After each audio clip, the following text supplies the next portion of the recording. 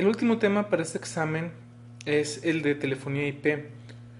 Y no esperen en este tema en ver cómo se configuran los teléfonos. Recuerden de que finalmente este es el curso para switching. Entonces lo que podemos esperar aquí es cómo debemos de configurar los switches para que soporten telefonía IP. Es por eso que dice soporte básico a telefonía IP.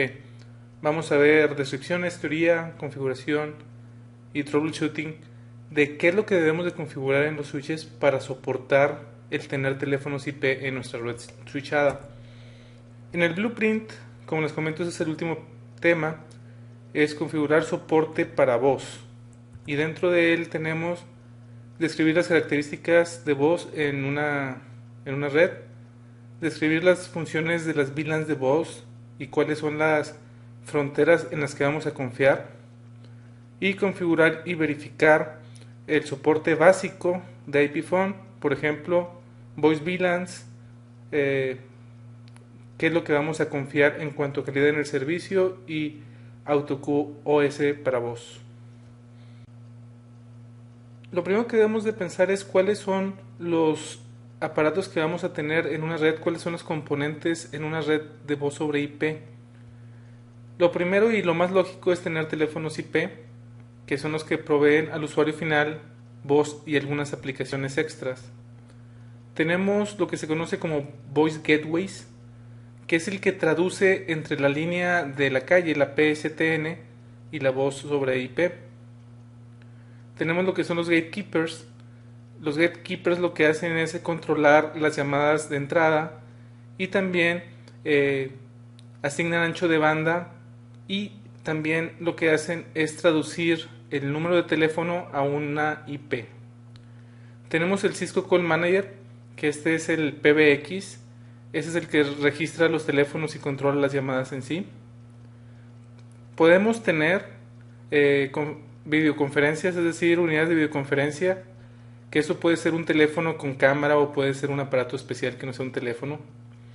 Tenemos también lo que se le llama como Multipoint Control Unit, eso también es opcional, que es el tener un aparato que lo que hace es el poder tener conferencias entre 3 o más participantes, eso ya sea en video o en audio. Y también podemos tener servidores de aplicaciones, servicios como Unity Voicemail, que como lo dice aquí es el correo de voz, y hay otra sinnúmero de aplicaciones que podemos tener en telefonía IP. Lo importante aquí es conocer qué es lo que podemos tener, cómo se llama y qué es exactamente lo que hace, es lo que pudiéramos encontrarnos en el examen. También debemos de pensar en qué se requiere en la red para poder tener telefonía IP. Lo primero que se necesita son obviamente teléfonos IP. Debemos de tener también VLANs especiales que son de voz. Esto no es un requisito, pero es altamente recomendable. Tener redundancia en la red también no es un requisito, pero también es altamente recomendable. Seguridad y calidad en el servicio. Seguridad no es necesario, calidad en el servicio es muy necesario. El cableado debe de ser por lo menos categoría 5. También debemos de tener poder para energizar los teléfonos. Hay algunos switches en los que llevan la energía dentro del UTP. Finalmente el teléfono necesita 48 volts, es lo que dice aquí, 48 volts de DC, es lo que ocupa típicamente un teléfono IP. Y esto se puede hacer de dos maneras, ya sea por medio de conectarlo a la pared, o puede ser por medio de los switches que te dan la energía por el UTP. En el caso de que sea por medio del switch, lo que recomienda Cisco es tener un UPS en el switch para que jamás se quede sin energía el teléfono. Te dice que también deberías de tener un generador de energía y que esté operando el switch en las temperaturas adecuadas. Algo importante es el ancho de banda. Si están empezando su red, deben de considerar 75% del ancho de banda, incluyendo lo que viene siendo la voz y el control de llamadas de tráfico. Esto quiere decir que cuando ustedes estén diseñando su red y quieran ver cuánto ancho de banda necesitan, lo que ustedes van a hacer es una lista de voy a tener esta aplicación y voy a usar este ancho de banda, voy a tener esta otra aplicación y voy a usar tanto ancho de banda, voy a tener telefonía IP, voy a tener 100 usuarios y típicamente van a estarse usando 7 llamadas al mismo tiempo. Entonces ya con eso ustedes pueden saber cuál es el ancho de banda que requieren. Bueno, el cálculo que ustedes hagan, incluyendo la voz sobre IP, deben de considerar un 25% más. Es decir, de que la suma de la que ustedes les dio, si les dio, por ejemplo, que van a ocupar, no sé, 750 kilobits, entonces debe de ser 1 mega para que lo que ustedes calcularon sea el 75% y tengan un 25% más extra. Es lo que considera Cisco el tiempo de hacer el plan del ancho de banda. Y por último deben de tener Network Management, deben de tener la administración de la red para poder monitorear de manera proactiva y manejar la red. Igualmente cuando estamos planeando nuestra red, cuando la estamos diseñando para telefonía IP, estos son los valores que debemos de tener en mente para calcular el ancho de banda que requerimos. Algunos términos los vamos a ver más adelante, pero les adelanto que el maximum delay que puede tener de un teléfono hacia otro teléfono debe de estar entre 150 y 250 milisegundos. Si es más, la telefonía IP no va a funcionar bien, se va a escuchar entrecortado. No debe de haber más de 1% de paquetes perdidos, aunque aquí entre paréntesis dice que 2%, no 1%. Y están los dos en el slide porque algunos libros de Cisco dice que es el 1% y algunos otros libros dice que es el 2%. Entonces, lo que quiero decir aquí es de que no debe haber más de 2% de paquetes perdidos. El promedio del jitter debe ser 30 milisegundos. Lo que es jitter es la varianza en el delay, es lo que es el jitter. Lo vamos a ver más adelante como quiera, pero ese promedio del jitter debe de ser máximo 30 milisegundos. Ahora bien, ¿qué tanto ancho de banda se necesita para una llamada?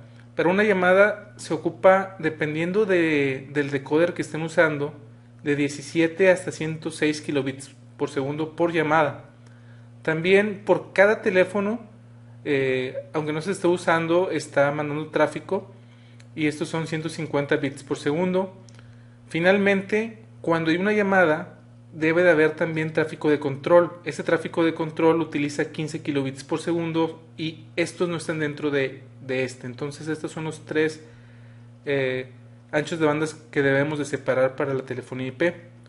Para calcular el ancho de banda se puede utilizar esta fórmula. La verdad esto está fuera del alcance del curso de switching. Esto se ve más que todo en la certificación de CCVP, pero como cultura general, esta es la fórmula que se utiliza para calcular el ancho de banda. Como les comento, puede variar dependiendo del decóder que utilicen en las llamadas, pero típicamente está entre 17 y 106 kilobits por segundo. Power over Ethernet o PoE o PoE es el término que se utiliza para describir el que los elementos de red que necesitan energía, como un teléfono de IP o un access point, por ejemplo, puedan ser energizados por medio del cable de red, por medio del cable de categoría 5. A PoE también se le conoce como inline power. Lo que se manda, como les había comentado, son 48 volts de DC. Eso se manda por el cable de red tal cual. Y PoE lo que puede hacer es, administrar, monitorear y ofrecer a varios aparatos, incluyendo IP phones y access points, este tipo de voltajes. Existen dos métodos de PoE. Uno es propietario de Cisco, que se llama Cisco Inline Power o ILP. Ese es propietario de Cisco. Y hay un estándar que es el IEEE 802.3 AF. Como se podrán imaginar, el Cisco Inline Power solamente funciona en switches Cisco y solamente funciona en aparatos que sean Cisco, es decir, en aquellos teléfonos o access points que sean Cisco. Si el puerto está bajo, obviamente no hay ningún poder, no hay energía que se mande por ese puerto. ¿Cómo funciona PoE? Es importante el entender de que si tenemos un switch que puede dar energía, no significa que siempre la va a dar. Si nos manda, por ejemplo, voltaje a un puerto de red, seguramente el puerto de red ya no va a funcionar. Un puerto de red no está esperando 48 volts por medio del cable de red. Entonces, ¿cómo es de que funciona automáticamente PoE? Bueno, existen dos maneras. El estándar, que es la IEEE 802.3 AF, lo que hace es primero enviar una pequeña cantidad de voltaje. No es muy grande, solamente es una pequeña cantidad de voltaje. Después de que manda el voltaje, lo que hace es medir la resistencia que existe en el cable. Si son 25 kiloohms o mayor, asume que del otro lado sí existe un aparato que necesita energía, y entonces va incrementando el voltaje hasta saber cuál es el voltaje que necesita. Y el EP es un poco más inteligente, por decirlo de alguna manera. Lo que hace es mandar un tono de 340 kHz, es lo que hace, es mandar un tono, y por default todos los aparatos de Cisco que utilizan PoE tienen un loop físico para que si llega el ILP se les regrese ese tono. Entonces, si se le regresa el tono al switch, ya sabe que del otro lado hay algo, ya sea un teléfono IP o un access point de Cisco, que necesita energía. Entonces, son de las dos maneras. Insisto, no manda poder por todas las líneas, porque si hay una tarjeta de red, por ejemplo, la puede quemar, o seguramente la va a quemar. Entonces, existen esas dos maneras, ya sea el estándar o ya sea por medio del protocolo propietario de Cisco ILP. La IEEE tiene en su estándar 802.3 AF varios tipos de clases de poder. Está el 0, 1, 2, 3, 4. Al día de hoy el 4 no se usa. La diferencia entre el 0, 1, 2, 3 y 4 son cuántos watts necesita el aparato que está del otro lado para interoperar. Todos ocupan 48 volts, pero algunos necesitan de más energía que otros. Imagínense un teléfono monocromático, un teléfono a color. Obviamente el teléfono a color va a ocupar más energía que uno monocromático. Un teléfono pequeño, un teléfono grande. Entonces tenemos el default class, que es el que es por default, que son 15.4 watts.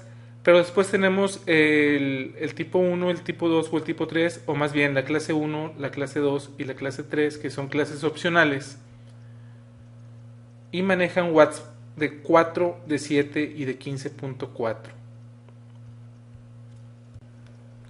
Lo que también es importante conocer para el examen, sobre todo, es por qué cables exactamente se manda la energía. ILP provee el poder por medio de los pares 2 y 3. Esto es en el RJ45 los pines 1, 2, 3 y 6. Obviamente lo que manda son 48 volts. Como les comento, todos son 48 volts. La IEEE 802.3 AF utiliza los pares 1 y 4 además de los 2 y 3. Es decir, IEEE puede ser los pares 2 y 3 o puede ser el 1 y el 4.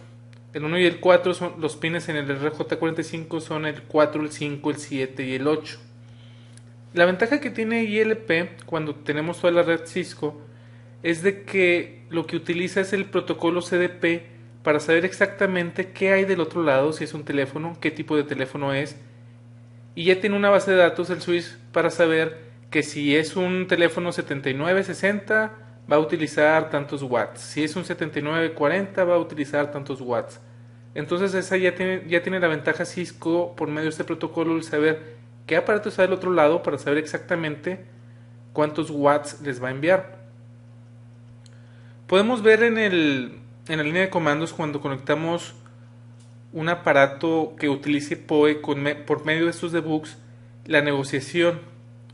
Lo que vamos a hacer ahorita es entrar al switch y vamos a conectar un teléfono IP, en este caso es un Cisco IP Phone 7940, y también vamos a conectar un access point de Cisco. Primero vamos a conectar el teléfono, vamos a ver el debug y después vamos a conectar el access point y vamos a ver el debug. Ambos soportan Power over Ethernet. Aquí estamos en el switch 4 y básicamente tiene la configuración de default. Por default CDP está habilitado. Entonces lo que vamos a hacer es poner los debugs del slide, que es debug IL Power Controller y debug CDP Packets. En el puerto número 1, en el Fast Ethernet 01, voy a conectar un teléfono en este momento. Ahí lo conecté.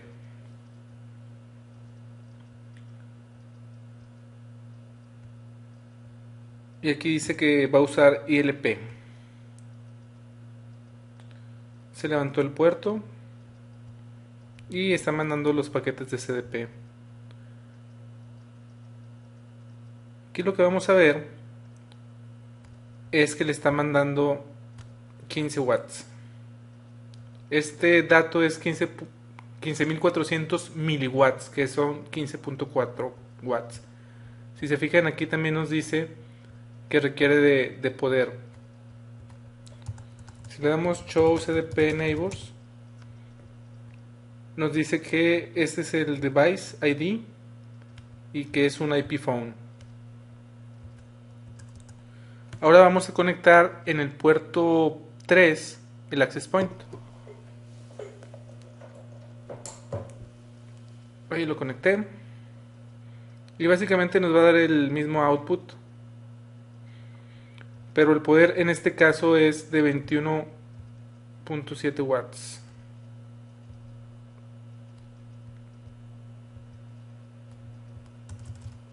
Voy a quitarle el debug y vamos a ver Show CDP Neighbors y todavía no levanta el access point.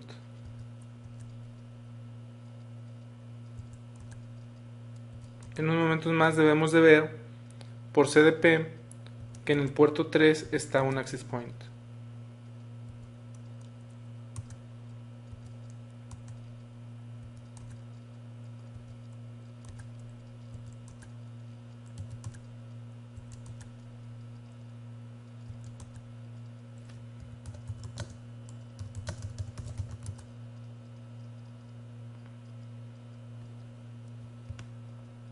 No, lo conecté en el puerto 4 más bien.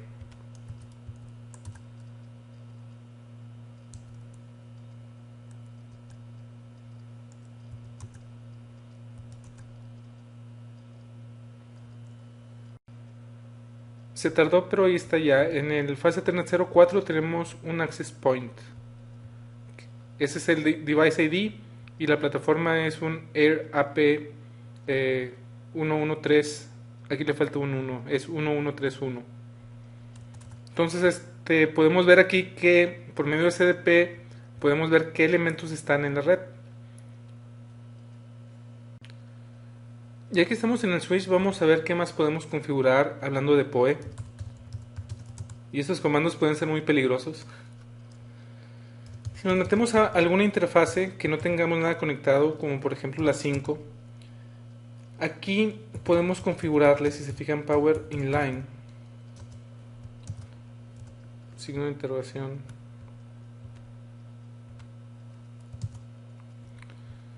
Tenemos estas 4 opciones. Entonces podemos decirle que de manera automática, que es lo que es por default, detecte el Power Inline. Le podemos configurar cuál va a ser el consumo, hablando de watts. Le podemos decir que jamás en ese puerto aplique Power Inline.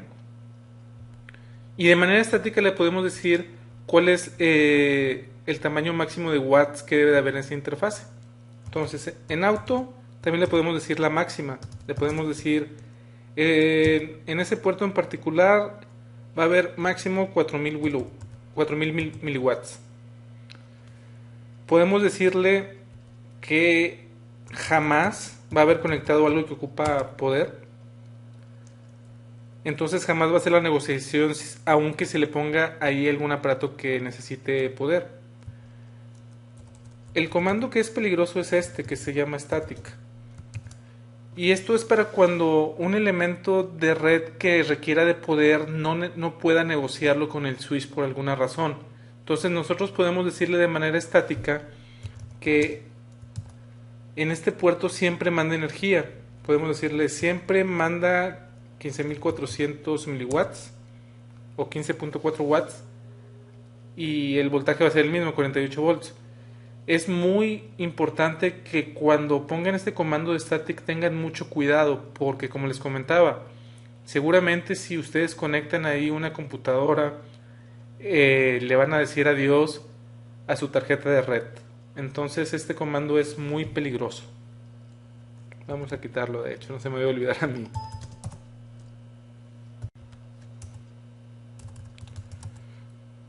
Existe un comando para verificar qué es lo que estamos enviando de PoE, Show Power Inline. Y aquí podemos ver exactamente qué es lo que tenemos enviando y qué clase es. En este caso toda la clase dice no aplica. En la fase 01 el poder finalmente lo negoció a 6.3 watts y el teléfono es un IP phone de 7940. En el fase 04 la operación está en on, la de PoE.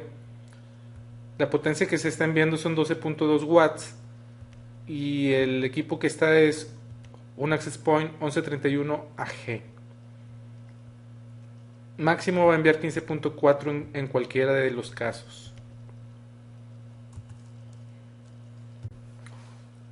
Esos fueron los comandos que vimos en la línea de comandos. El Power Inline. Y para verificarlo, lo único que podemos usar para verificarlo es el comando de Show Power Inline. En este caso nada más está el access point, pero ahorita vimos cuando también estaba conectado el teléfono IP. ¿Qué es lo que pasa cuando conectamos un teléfono a nuestra red? Tenemos un switch, que ese es el switch de acceso donde vamos a conectar a todos los usuarios. Este switch tal vez tenga directamente conectado el Call Manager, que como les comentaba es el PBX, pero eso no nos importa por lo pronto. Bueno, de hecho en este curso no nos importa el Call Manager para nada. Tenemos el switch y cuando conectamos un teléfono IP, lo que realmente estamos conectando es un switch. Es un switch que tiene 3 puertos. Un puerto va conectado directamente al switch. El otro puerto no se ve físicamente en el teléfono y es el que está conectado a la circuitería del teléfono IP. Y tenemos un puerto que sí se puede ver físicamente, que es el que va hacia la PC. Entonces, físicamente podemos ver que un teléfono tiene 2 puertos, uno que va conectado hacia la red y uno que va conectado hacia la PC. El puerto de aquí, el que va conectado del teléfono hacia la red, puede ser un puerto de acceso si solamente tiene una VLAN, o puede ser un trunk especial 802.1Q donde van a ir 2 VLANs, la de datos y la de voz. Ahora bien, en la configuración no le vamos a poner que es un trunk. De hecho, en ningún lado se va a ver que es un trunk, pero internamente es lo que hace. Lo que hace es un trunk para poder enviar 2 VLANs por ahí. Ahorita vamos a ver la configuración, qué es lo que se le pone, y no le ponemos que es trunk. Sí le ponemos que hay 2 VLANs, una de datos y una de voz, pero en ningún lado le ponemos que es un trunk. Obviamente el link que existe entre el switch interno o el puerto interno del teléfono hacia el teléfono en sí es un puerto de acceso, y el que va hacia la PC es un puerto de acceso. Algo importante que debemos de considerar es de que la PC no se da cuenta que hay un teléfono ahí mismo conectado. O sea, no tiene manera, simplemente ve un puerto de red y nada más. ¿Cuál es la razón principal por la que queremos que la voz esté en una VLAN diferente? La verdad es de que no es necesario el que la voz esté en una VLAN diferente, puede estar en la misma VLAN que la PC, pero el tiempo de configurar calidad en el servicio, el tener direcciones de otro segmento o en una VLAN diferente, va a ser mucho más sencillo que el tener tanto datos como voz en un mismo segmento. Entonces, la razón principal es para poder aplicar calidad en el servicio en esa red, es decir, que las aplicaciones de telefonía, como requieren esa prioridad y como sabemos, como ya vimos, de que el delay debe ser muy poco, que el jitter también, entonces es mucho más fácil darle ese trato especial si tenemos simplemente una red separada para ello. Entonces es por eso la principal razón por la que la voz debe de estar separada. Como les comento, no es un requisito, pero créanme que les va a hacer la vida más sencilla.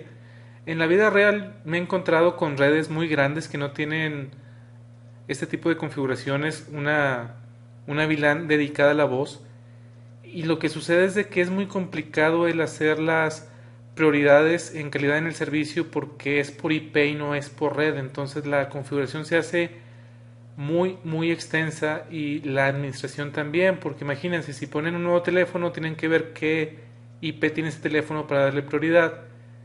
En cambio, si se tiene una VLAN de voz, automáticamente si se agrega un teléfono va a ser en esa misma VLAN y todo lo de esa VLAN está con prioridad. Bueno, volviendo aquí a los slides, tenemos lo que se le conoce como una Unique Voice VLAN o una VLAN única para voz. Este tipo de VLAN se le conoce como Voice VLAN ID o VVID. Tenemos también una VLAN de datos o Data VLAN. Esa es la VLAN nativa del switch del teléfono. También se le conoce como VLAN ID o PBID. Como les comentaba, no se requiere configuración de trunking en el switch, automáticamente es negociada con DTP y CDP. Eso quiere decir que para que funcione correctamente, en ese puerto DTP debe estar habilitado y CDP también debe de estar habilitado. La configuración es muy sencilla. Nos vamos a meter a la interfaz donde tenemos el teléfono. Le vamos a decir que es modo acceso, no que es modo trunk.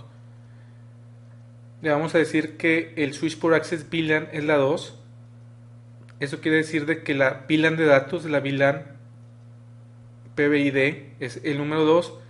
Y después el comando para decirle de la VLAN de voz es switch por voice VLAN. Aquí tenemos 4 opciones. Por default está none. Y eso quiere decir de que no existe ninguna VLAN de voz. Es lo que significa.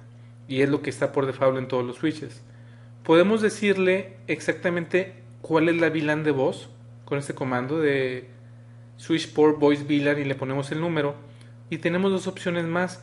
Estas 2 opciones más es de cómo se puede mandar el paquete de voz por medio de ese switch. La primera opción es la .1p. Y eso quiere decir de que sí va a haber una VLAN de voz, pero no va a haber una VLAN de voz creada. Está medio extraño, pero lo que utiliza es la VLAN 0. La VLAN 0 no se puede deshabilitar del switch y en la VLAN 0, por ejemplo, van todos los paquetes de Spanning Tree y varias cosas más. Entonces lo que vamos a utilizar aquí es de que sí está separada la voz, pero no es lo que queremos configurar. Realmente esto nunca lo he visto en producción y no es nada recomendable. Esto es por si te faltan VLANs, pero si tienes 4096 en un switch no veo cuándo te van a faltar VLANs para que la tengas que pasar por la VLAN 0. Si le ponemos un tag, esto quiere decir de que vamos a utilizar la VLAN nativa, la VLAN de datos. Es decir, no vamos a tener una VLAN separada tampoco. Este sí está separada porque va por la VLAN 0. Esta no va separada, es lo mismo que none. Eso es lo que les comentaba. La VLAN ID significa que los paquetes se van a ir por esa VLAN especial. .1p los va a poner en la VLAN especial, en la VLAN 0. None, no hay trunking. Y un tag, los paquetes de voz van por la VLAN nativa, que es la VLAN de datos. Vamos a configurarlo esto en la línea de comandos. La configuración, como decíamos, es meternos en la interfase donde está el teléfono y le vamos a decir switch port mode access. Después le vamos a decir cuál es la VLAN de datos, que es la nativa para el switch del teléfono. Le vamos a decir, por ejemplo, que la VLAN es la 2. Y le vamos a decir que la VLAN de voz, switch port voice VLAN, aquí están las opciones que teníamos, le vamos a decir que la VLAN 3. Así de sencillo es como se configura la VLAN de voz. ¿Cómo lo podemos verificar? Lo podemos verificar con dos comandos. Bueno, antes de eso vamos a ver la configuración de la fase Ethernet 01. Tenemos en modo acceso, tenemos la VLAN 2 y tenemos la VLAN 3. También tenemos por fast. Si le damos el comando show interface fase Ethernet 01 switch port, ¿qué tenemos aquí? La fase Ethernet 01, el switch port está habilitado, y aquí debemos de tener que el access mode VLAN es la 2 y la voice VLAN es la 3. También eso es importante, Administrative Native VLAN Tagging está habilitado. Eso es de que tenemos las dos VLANs. Ahora bien, no tenemos Tron como tal. Si se fijan en la fase Ethernet 01, aquí no dice trunk, dice VLAN 2. Pero sí estamos forwardeando tráfico tanto de la VLAN 2 como de la VLAN 3. ¿Cómo podemos verificar que sí estamos forwardeando tráfico de las dos VLANs? Podemos usar el comando show spanning tree en la interfase fase Ethernet 01. En la interfase fase Ethernet 01 podemos ver que la VLAN 2 está en modo forwarding y la VLAN 3 está en modo forwarding. Algo interesante, un switch de los que están dentro del teléfono, de los de 3 puertos, corren el spanning tree. Pero me ha tocado 2 veces el saber de casos de clientes de nosotros, de la compañía en la que trabajo, en la que el switch no trabaja como switch, sino como hub. Entonces, lo que ha pasado es de que un usuario conecta sin querer el puerto de la PC hacia la red y hace un loop, y esto hace que pues haya un loop de capa 2 en la red y se caiga toda la red. Eso, como les comento, es raro que suceda porque normalmente se va a poner en blocking, y sí lo he probado con teléfonos y sí se pone en blocking, pero hay casos en que el teléfono, por alguna razón, el switch no está funcionando como switch sino como hub, y forman lo que es el loop de capa 2, que se caiga toda la red. Entonces, si alguna vez les pasa, pues simplemente lo que hay que hacer es cambiar del teléfono. No hay otra cosa que hacer en ese tipo de casos. Los comandos que acabamos de ver para verificar la configuración de la voice VLAN es el show interface, el número de interfase con el switch port para ver que hay una VLAN de acceso y hay una VLAN de voz. Y nada más para verificar que realmente sí estén pasando las dos VLANs en ese puerto es con el Show Spanning Tree Interface, porque como recuerden, sí se hace un trunk, pero es un trunk especial, y ese trunk especial no se ve en la configuración del switch. Vamos a seguir al siguiente tema, que es calidad en el servicio. ¿Por qué debemos de implementar QoS? QoS se debe de implementar en una red de voz porque existe lo que se le llama el delay, que es el tiempo que tarda en mandar los paquetes de un lado a otro, y para lo que es la voz es muy importante que el delay no sea muy grande, como ya lo habíamos visto. También existe lo que se le llama jitter, que son las variaciones en el delay, y es como van llegando los paquetes, qué tanto se tardan en llegar los paquetes. Si se tardan siempre, digamos, 100 milisegundos, pues la voz se va a escuchar fluida. Pero si un paquete llega en 100 milisegundos y el que sigue en 150 milisegundos y el que sigue en 200 milisegundos, la voz se va a oír entrecortada. También existe el riesgo de que se pierdan paquetes porque la red esté demasiado congestionada. Entonces, estas son las 3 razones por las que debemos de implementar QoS en las redes de voz. Ahora bien, QoS en el mundo real no solamente se utiliza para las redes de voz. Como se podrán imaginar, la red de video todavía es más crítica o igual de crítica, y existirán aplicaciones que ciertos clientes consideran muy importantes que no sean de voz ni de video, que sean datos importantes, y también se puede darle prioridad a ese tipo de paquetes. Obviamente aquí nos estamos enfocando en lo que es la voz. Entonces QoS lo que es un método para proteger y priorizar todos aquellos tráfico que sea importante o que sea crítico en cuanto al tiempo en el que llegue. Por ejemplo, el correo electrónico. El correo electrónico, si se tarda 1, 2, 3, 4, 5, 20 segundos en llegarte, no es nada crítico. Pero si, por ejemplo, tienes una aplicación en la que cobras por tarjeta de crédito y esa es una aplicación que sí pueda ser muy sensitiva al tiempo que se tarde en llegar los requerimientos, por ejemplo, ahí puedes poner QoS. Hay tres tipos de QoS, el que se llama Best Effort Delivery, que realmente no es QoS, ahorita lo vamos a ver. Tenemos el modelo Integrated Services y el modelo de Differentiated Services, que son o servicios integrados o servicios diferenciados. Como vamos a ver, el mejor es el tercero, que es el modelo de servicios diferenciados. Algo importante también hablando de QoS es de que debe estar implementado de punta a punta. De nada me va a servir poner QoS nada más la mitad del camino, porque si en la otra mitad va a existir delay o los paquetes se van a tirar porque hay exceso de tráfico o hay jitter, de nada me va a servir que en la mitad del camino sí haya QoS y en la otra mitad no existe. Entonces es muy importante que QoS sea implementado de punta a punta.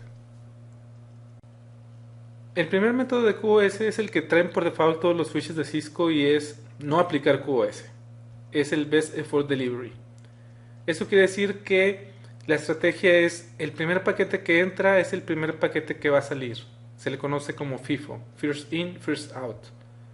Como se podrán imaginar, este método no es recomendable ni para tráfico de voz ni para tráfico de video.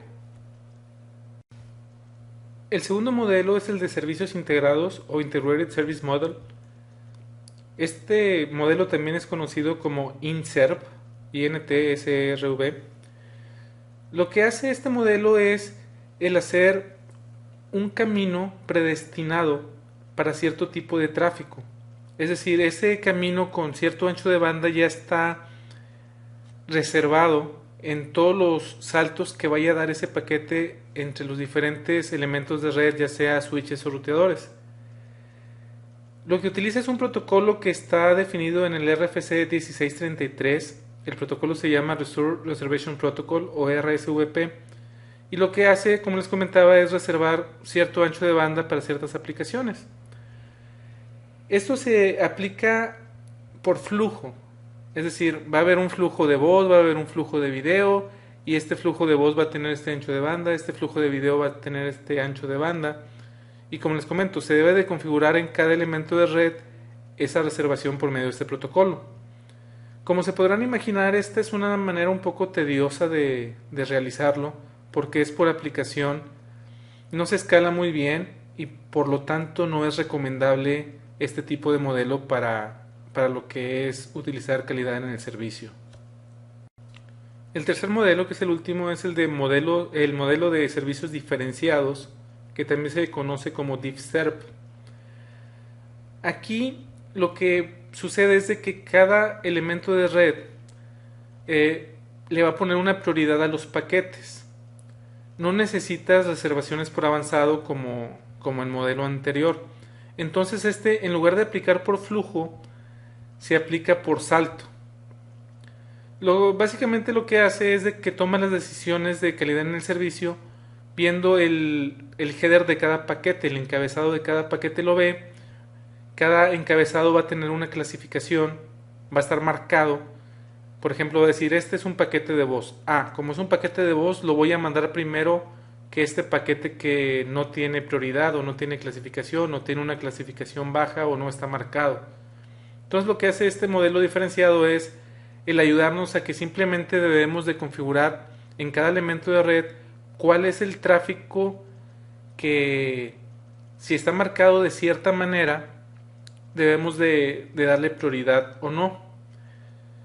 Como comentario adicional, el marcar los paquetes es muy importante para que pueda funcionar este tipo de modelos. La clasificación del paquete se debe de hacer lo más cerca al aparato que queremos clasificar. Es decir, si nosotros tenemos ese teléfono IP conectado en el fase Ethernet 01 de este switch, lo más recomendable es de que se clasifique exactamente en ese puerto cuando entra a la red, lo más cerca del aparato de que va a aventar ese tráfico con prioridad lo más posible, lo más cerca al que va a enviar esos datos.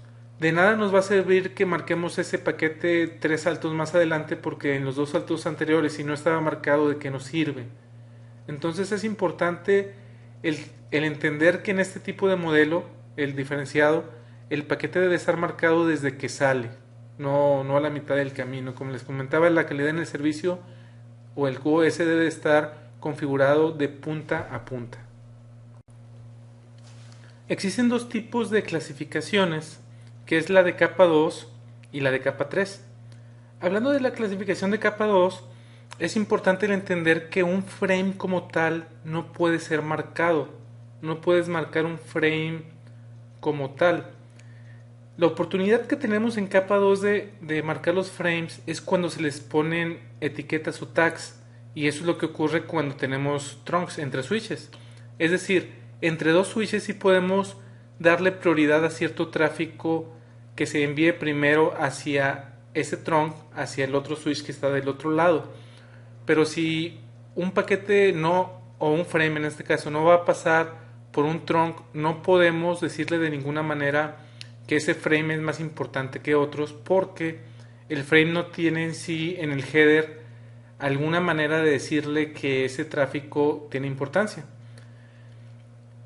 Eso no nos impacta en la red, porque si estamos en un mismo switch y queremos mandar datos, pues por lo regular un switch es demasiado rápido y tienen anchos de banda ahorita hasta de 10G, entonces no es un gran problema.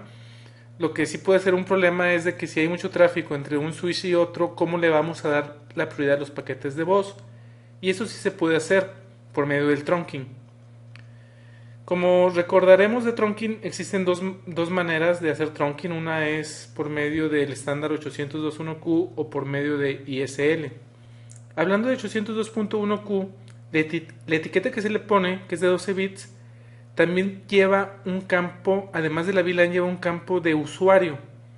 En este campo de usuario hay algo que se le conoce como los bits de COS, Class of Service, que son 3 bits, y este puede ser un valor entre 0 y 7, donde 7 es la prioridad más alta. Es decir, si un frame está marcado con el tag con el número 7, significa que ese frame en particular tiene más prioridad que cualquiera que sea un 6, 5, 4, 3, 2, 1 o 0.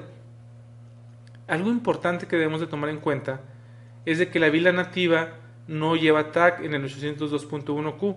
Como no lleva tag, no le podemos dar un valor de Class of Service. Entonces simplemente va a tener el valor de default y va a ser forwardeado de manera normal, es decir, best effort.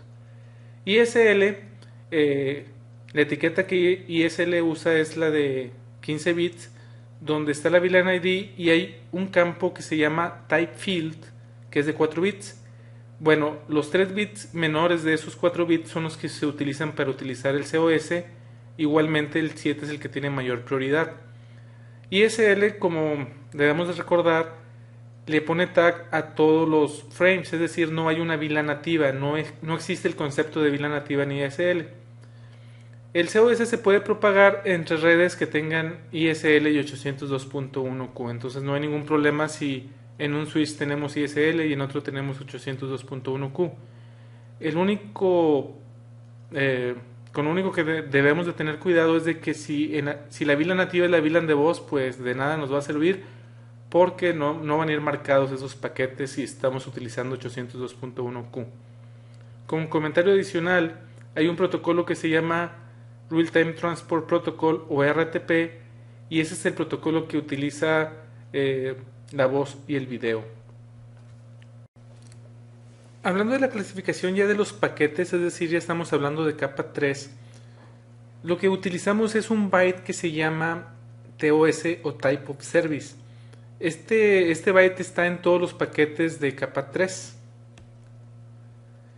Este este byte, perdón, el TOS, está dividido en dos partes. 3 bits que se le llaman como IP precedence y 4 bits que es el type of service value. Ahora bien, los valores que nos interesan para que el QoS se maneje por salto como es en la manera diferenciada son los de IP precedence.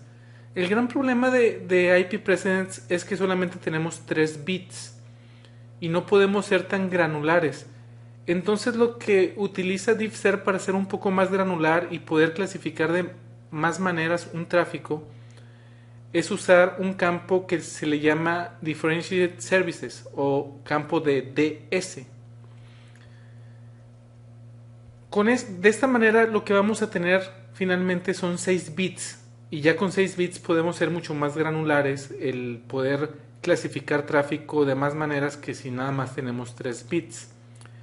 Esos 6 bits se le conocen como DSCP o Differentiated Service Code Point y eso es lo que realmente se usa en todos aquellos elementos de red que utilizan este tipo de clasificación.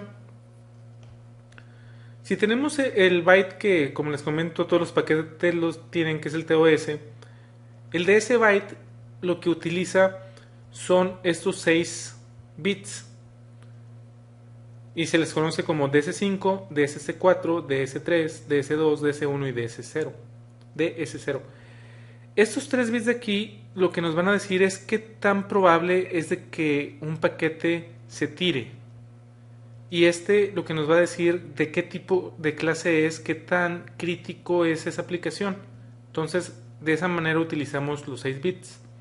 Vamos a ver en el siguiente slide exactamente qué significan y qué es lo que le podemos configurar. Aquí podemos ver cómo se mapean los 3 bits del IP precedence con los 6 bits del DSCP.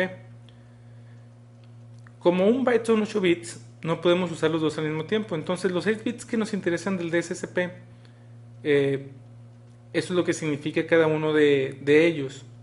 En IP precedence, por ejemplo, tenemos nada más lo que son 8 clases diferentes, que es la de rutina, prioridad, inmediata, flash, flash override, critical, internetwork control y network control. Eso es la única granularidad que tenemos. Nada más podemos tener 8 diferentes tipos de tráfico. Como se podrán imaginar, la 0 es la que tiene menos prioridad, entonces es la que utiliza el best effort. Con DSCP lo que ganamos, como les comentaba, es tener mayor granularidad. También tenemos una clase de default que es la 0 y eso quiere decir que simplemente va a mandar el paquete, el primero que entra es el primero que sale. De aquí en adelante tenemos las primeras 4 clases que se llaman AF. Ese es cómo se va a comportar cada salto. AF significa Assure Forwarding. Pero estos 4 que es Priority, Immediate, Flash y Flash Overdrive, si lo vemos como IP Presence, sí hay una probabilidad de que haya paquetes que se tiren. Es decir, sí tienen más prioridad que el 0, pero aún así tenemos la probabilidad de que se tiren los paquetes y eso lo hacemos con esos 3 bits. Con esos 3 bits podemos decir si es low, medium o high, la probabilidad de mandarlo. AF11 significa que es low, AF12 significa que es medium y AF13 es la que significa que es high. Esa es la probabilidad de que ese paquete sea tirado. El valor de DSCP, que son 6, sería el 10, 12 y 14. Aquí no están en binario, pero pues es nada más de hacer la conversión. La 2, que es inmediata, tenemos también probabilidades de que se tiren y los valores o el code point name es AF21, AF22 y AF23. Y si vemos el byte como tal, el valor sería 18, 20 y 22. En el 3 tenemos estos, en el 4 tenemos estos. Ahora bien, las clases 5, 6 y 7 no tienen un valor de drop porque en teoría esos nunca se van a tirar. Claro de que si la red está súper congestionada pues se van a tirar, pero estos no tienen una probabilidad porque no se ve como opción el tirarlos, aunque como les comento, si está muy congestionada la red pues se tirarán. El code point es EF y significa Expedited Forwarding. Ahora bien, este es el valor que por lo regular marcamos la voz con el EF, que es crítico, y es el valor 46. Este sí lo pongo en binario, que es 10, 11, 10. Este valor es con el que se marca la voz. Tenemos también el Internet Network Control y el Network Control. Como les comentaba, pues la clase 0 es la clase de default, es best effort nada más. Del 1 al 4 AF es de que sí tienen más prioridad que la 0, pero no, como les comento, sí existe la probabilidad de que se tiren los paquetes aunque no esté congestionada la red. La clase 5, como les comentaba, es el Expedited Forwarding, y es como se clasifica la voz por lo regular, o como se debe de clasificar la voz. Y por último, las clases 6 y 7 son las que utiliza todo el tráfico de la red. Es decir, por ejemplo, Spanning Tree corre con 6 y 7, o todos los protocolos de ruteo como EGRP o SPF corren como 6 y 7, porque eso es crítico para que la red funcione. Si la red funciona, ¿de qué me sirve? Si la red no funciona, ¿de qué me sirve estar enviando paquetes con prioridad? Entonces, los paquetes que tienen más prioridad obviamente son aquellos paquetes de control como los de ruteo, como los del Spanning Tree, por ejemplo. Antes de ir a la línea de comandos, lo que debemos también tener muy claro es cuáles son las fronteras en las que vamos a confiar cuando alguien marque un paquete. Esto de aquí, que es un teléfono IP con su switch interno, obviamente debemos de confiar en esta interfase de aquí, de que si sale marcado un paquete, que todos los paquetes deben de salir marcados, debemos de confiar en él. Entonces este link también lo debemos de confiar en él. Sin embargo, el que va de la PC, no debemos de confiar en él. Es decir, una PC no debe de mandar tráfico con prioridad, ¿no? Y si lo manda, no debemos de confiar en él. Es decir, no le vamos a hacer caso. Entre switches sí vamos a confiar y vamos a usar, como recuerdan, el COS que va en el tag. En eso sí vamos a poder confiar. Acá que está el Call Manager o cualquier elemento que tenga que ver con telefonía, también debemos de confiar en él.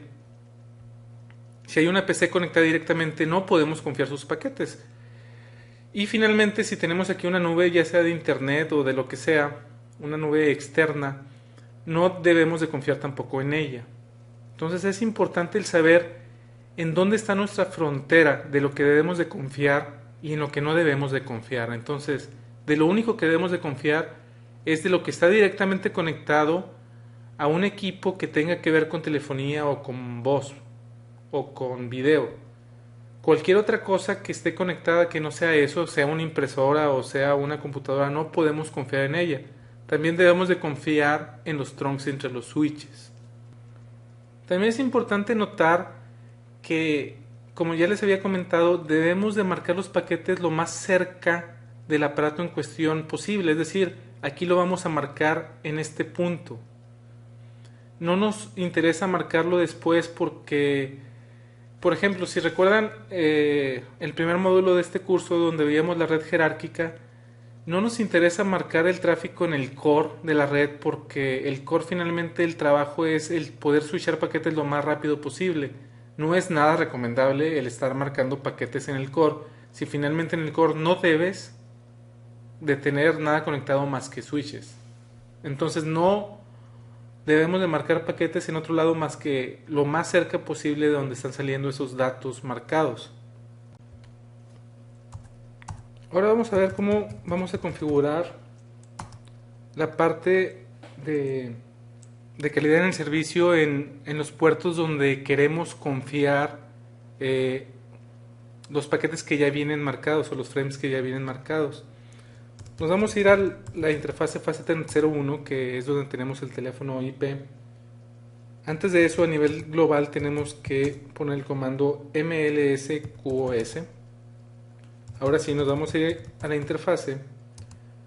Y en la interfase el comando es mlsqos trust. Aquí le podemos decir, por ejemplo, que lo que tenemos ahí conectado es un teléfono de Cisco. Entonces le ponemos Cisco Phone. Con eso automáticamente lo que le estamos diciendo al switch es de que si viene un paquete marcado, sí le crea que viene marcado porque viene de un teléfono de Cisco. Esto lo va a tomar en la VLAN de voz y solamente en la VLAN de voz. La VLAN que no sea de voz no le va a hacer caso a lo que viene marcado a menos de que se lo digamos. El comando, bueno, otros tipos de QoS que tenemos aquí en la interfase, como pueden ver, es el COS y le podemos poner el valor en particular que queramos, o le podemos poner el valor de DSCP que queramos, o le podemos decir simplemente de que si le creemos a lo que venga marcado en sí el paquete. El más importante para este examen, como les comentaba, es el que dice Trust Device Cisco Phone. Ahora bien, otro comando que también es importante para este examen es aquí mismo en la interfase. Si le ponemos el comando switchport priority extend, tenemos aquí dos valores, COS o trust. Si le ponemos COS, lo que le vamos a decir es de que la VLAN de datos va a tener una prioridad que le vamos a dar aquí. Es decir, estos comandos, cuando vean un extended en un comando de prioridad, significa que estamos hablando de la VLAN de datos, no de la VLAN de voz. Entonces aquí le podemos decir cuál es la prioridad de los datos en sí. Por default, no le creemos a la PC, como les comentaba, qué es lo que mandan. Pero si nosotros queremos que si una PC en particular, porque a lo mejor no es una PC sino es un servidor, y ese servidor es de telefonía, y necesitamos que si salen marcados los paquetes que salgan de ahí, si le creamos, le vamos a dar este comando. Con este comando lo que le estamos diciendo es de que sí le vamos a hacer caso a lo que salga marcado de la VLAN de datos. Ahora bien, algo importante y muy importante que debemos de tomar en cuenta es de que si no utilizamos este comando, el switch interno del teléfono lo que va a hacer es, no importa lo que mande la VLAN de datos, le va a poner 0, es decir, best effort. Tenemos que ponerle este comando para que no lo sobrescriba con 0. Si, por ejemplo, ese servidor manda un paquete con el número 6 de COS, si no tenemos este comando, el switch interno del teléfono lo va a poner como 0 y lo va a forwardear. Si le ponemos este comando, el dato que vaya es el que va a tomar. Entonces esto es bien importante.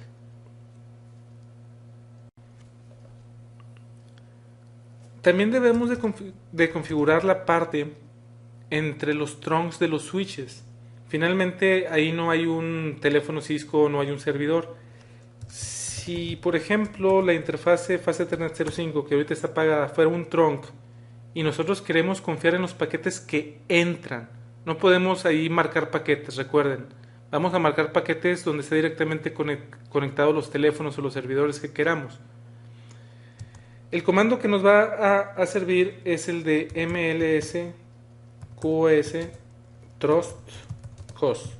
Con eso le estamos diciendo que los paquetes de ese trunk que entren por ahí, esos paquetes en particular, sí les vamos a creer que el COS que tengan sea correcto.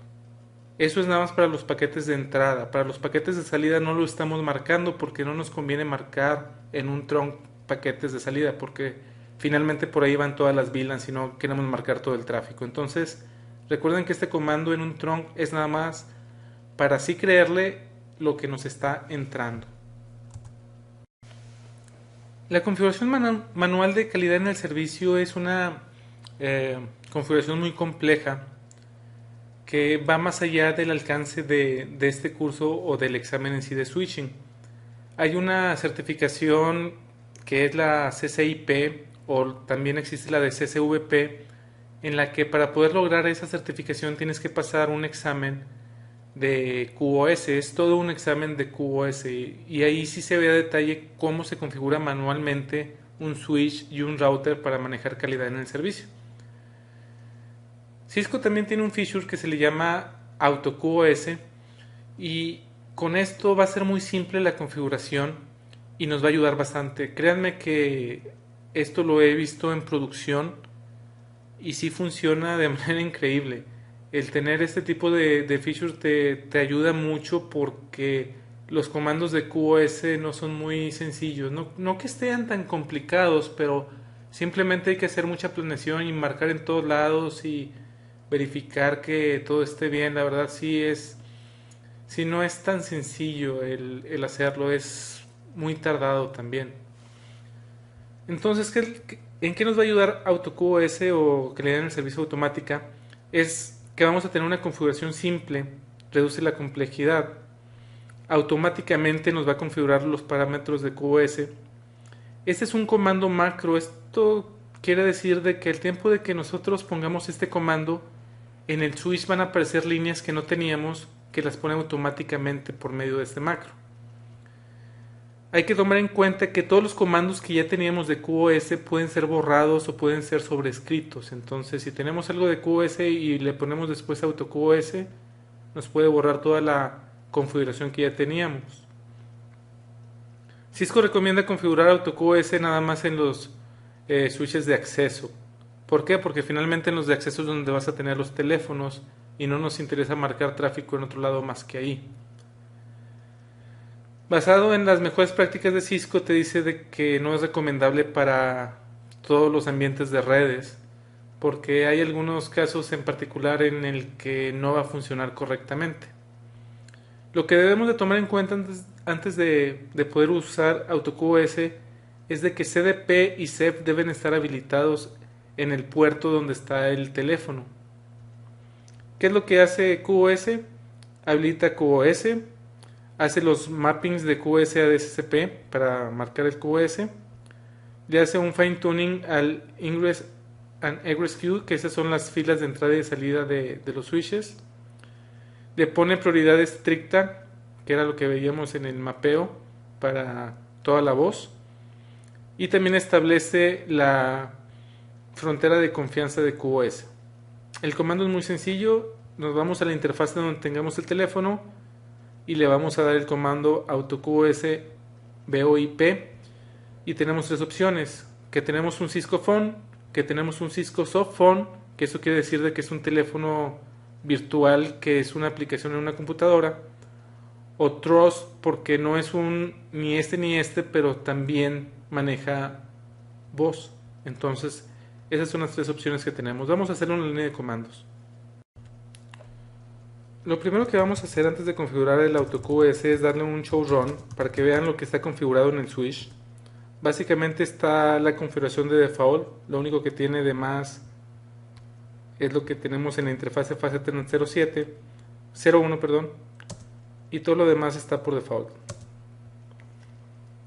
Vamos a poner un debug AutoQoS para ver qué es lo que va a estar haciendo cuando lo configuremos.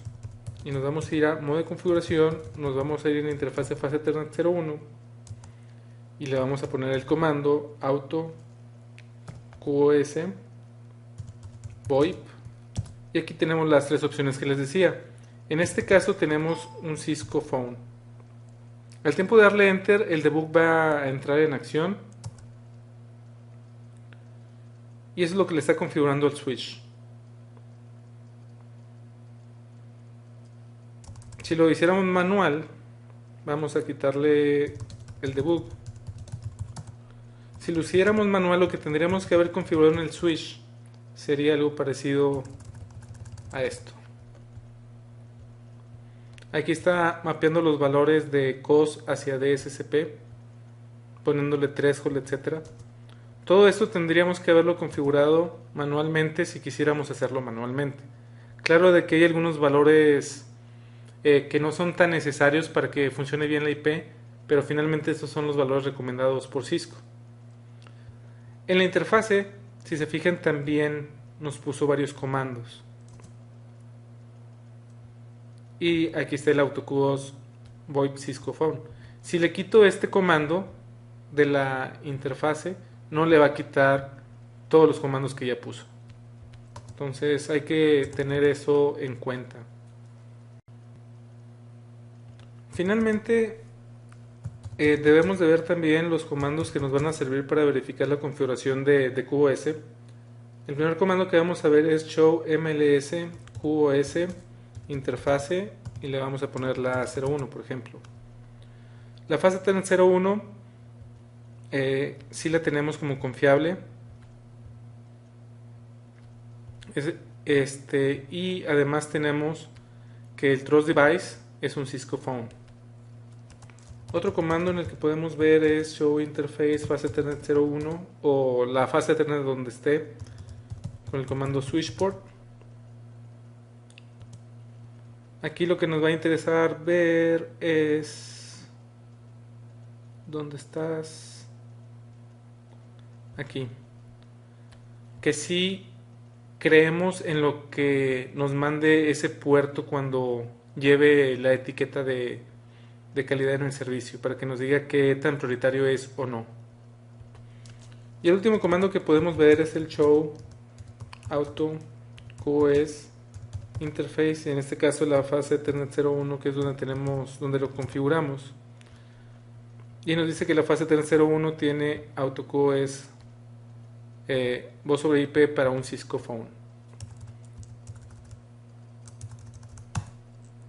Si le ponemos en la interfase, pues nos va a listar todas las interfaces que tengan. En este caso no hay ninguna. Si le ponemos, por ejemplo, en la interfase fase Ethernet 05, que no hay nada, le ponemos AutoQoS voz sobre IP Cisco Softphone.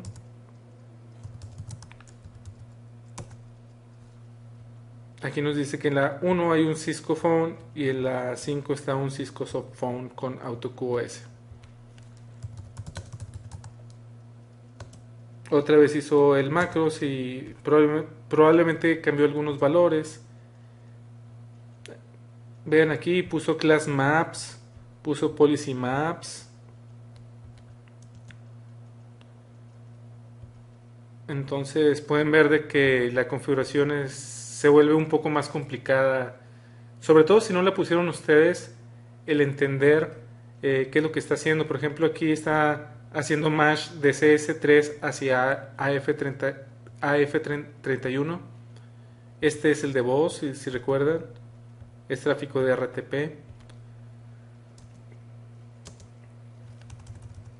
Esa es la manera más fácil de habilitar calidad en el servicio en un router, en un switch, quiero decir. Los comandos que acabamos de ver es el debug AutoQoS, el AutoQoS VoIP, ya sea Trust, ya sea Cisco Phone o sea Cisco Softphone. También lo que vimos fue el comando show mls QoS y la interfase. El show interface, la interfase y switch port. Show AutoQoS interface y nos dijo cuál era la interfase, y con el show ROM pudimos ver toda la configuración que no teníamos y nos la puso automáticamente. Con esto terminamos la parte de soporte básico de telefonía IP para lo que son los switches de Cisco. Cualquier duda que tengan en este, que es el último tema técnico en sí, ahí están los foros. No queda más que despedirme por este módulo y nos vemos en la parte de tips.